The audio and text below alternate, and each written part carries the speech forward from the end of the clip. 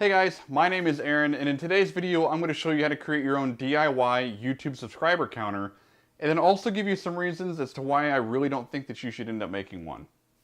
Let's get into it.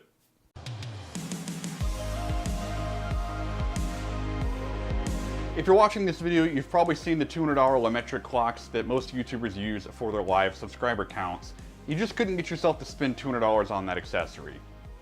I'm right there with you, same thing here, I wouldn't mind having one, but $200 is a lot for a desk accessory like that.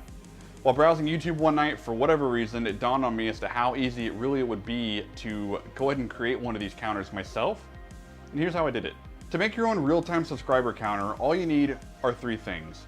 You need an Android phone, whether that be an old phone that you've got in a drawer somewhere, or your mom's old phone from 2 generations ago, or one of those cheap Android burner phones that you can get at Walmart. Doesn't matter. I'm using an Alcatel One Touch Pixie Glitz that I got for $1 2 years ago at a Black Friday sale at Dollar General. The second thing that you need is some kind or type of cell phone dock. Again, to keep this budget friendly, I went to Dollar Tree and bought a $1 micro USB cell phone dock that I cover here to mount the phone in and to keep it charged. The third thing that you need, of course, is the app. And what you need is the real-time subscriber count app in the Google Play Store. In the subscriber count app, after you have it downloaded, simply pull up the app, search for yourself, and then star yourself or favorite yourself. So the next time that you open the app, you're on the home screen and you don't have to search for yourself again. When you open the app, tap yourself or tap whomever you're wanting to track, let the initial data load, and then in the upper right-hand corner, there's a square. Click that square and it will drop you into full screen mode, and voila, you've got your real-time YouTube subscriber counter on a phone. Once you're in this full screen view, you've got the ability to go ahead and change the background image that you're seeing. You've got the ability to either change it to an image that you saw from the camera itself or took with the camera.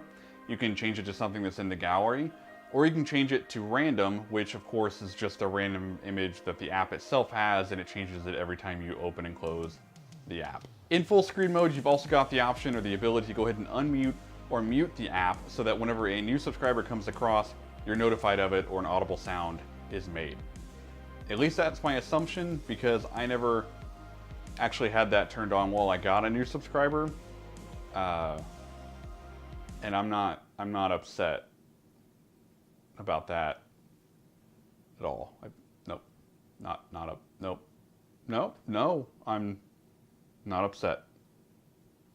One thing that I did notice in my testing, since I didn't always get a new subscriber every 24 to 36 hours or so, is it seemed like that there was a 24 to 36 hour period where if you don't get a subscriber, the app itself will no longer hold the screen on. So the screen will stay on for 24 hours or even a little bit longer, and if you don't get a subscriber, the screen seemed to turn off. If I did get a subscriber during this time frame, it seems like it kind of pushed that time out a little bit further before it would turn the screen off. I don't know if there's something built into the app that you can't change in the settings, because I didn't see where there was a specific setting like this, but did want to make you aware of it.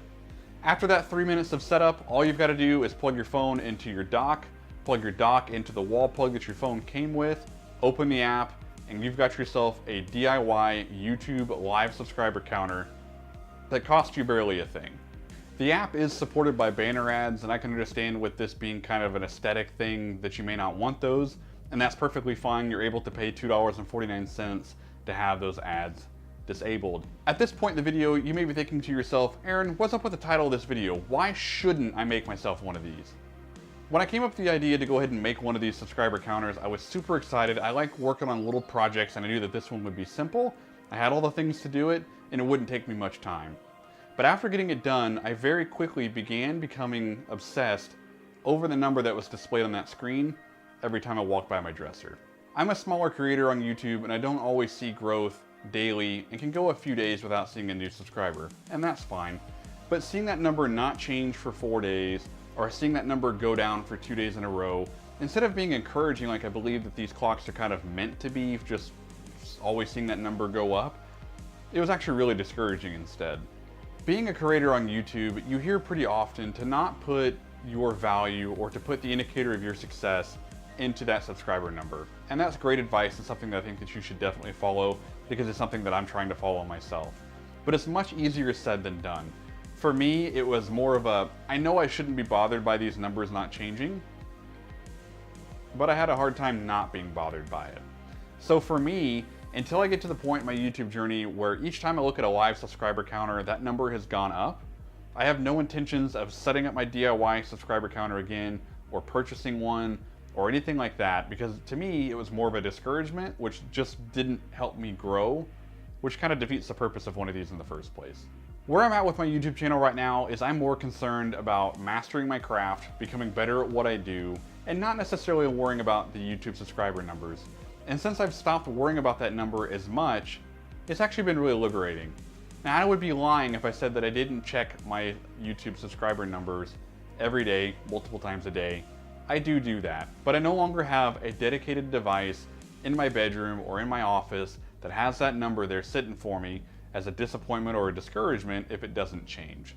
If you're a creator that's not seeing consistent growth daily, or you're someone that really just has a lot of value or puts your value into the subscriber numbers, please don't purchase a counter, and then also don't make your own either, because it's not gonna help.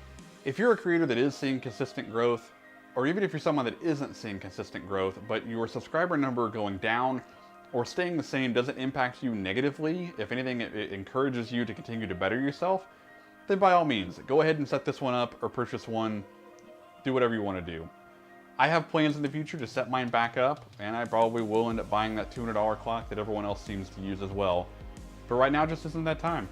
If this video was helpful to you at all, please hit that like button. If you have any questions or comments, leave them down below. We'd love to have a conversation with you and help you out in any way that I can. If you want to see consumer tech reviews on tech that I use and enjoy, and think you will too, hit that subscribe button.